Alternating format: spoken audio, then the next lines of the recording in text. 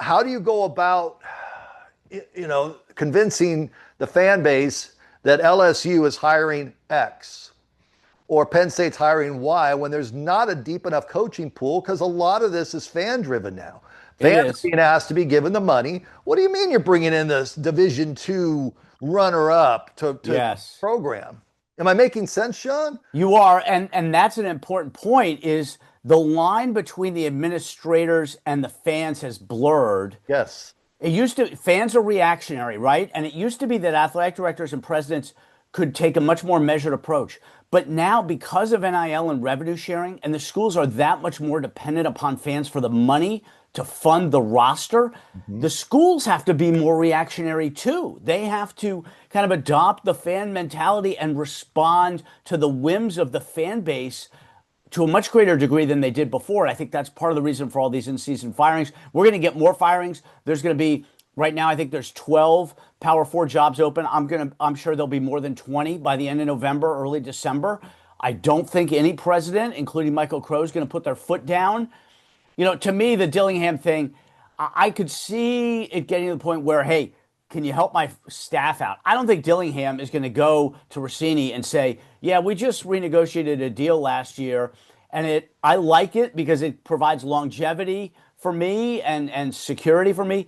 But let's do a whole new deal. I don't see Dillingham doing that, but he may see if there's a way to help his staff a little bit. And that to me is a reasonable outcome. It's never going to end unless there's certain legislative or legal changes to the way the whole economic system of college football is run. Mhm. I don't see how it's going to change. Okay, you and I have been doing this for many years now.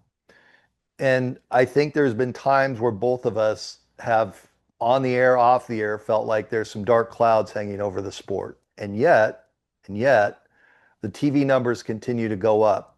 Is that a combination of legalized gambling, which has more people involved? In my opinion, yes, it is. We're not seeing this decline of I hate the game, I'm not going to watch anymore because of NIL. People are over that. This is becoming a brand that I don't care if it doesn't get the same numbers as the NFL. It's much more enjoyable and watchable. But the sport is not teetering on the edge of extinction, John, and some had predicted that it would be. It's not. The NCAA predicted it would be with NIL. That was one of their arguments in the courtroom.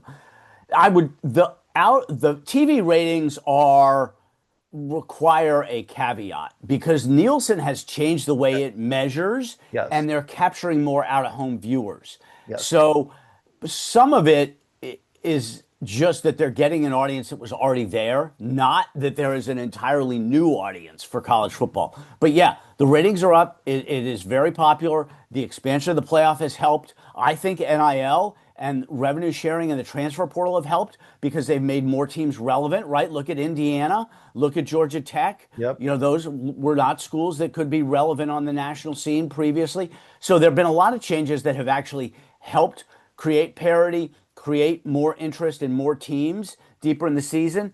Everybody's got an alma mater, and you root for your alma mater, right? And that is the heart of college football's popularity, and I don't see that changing.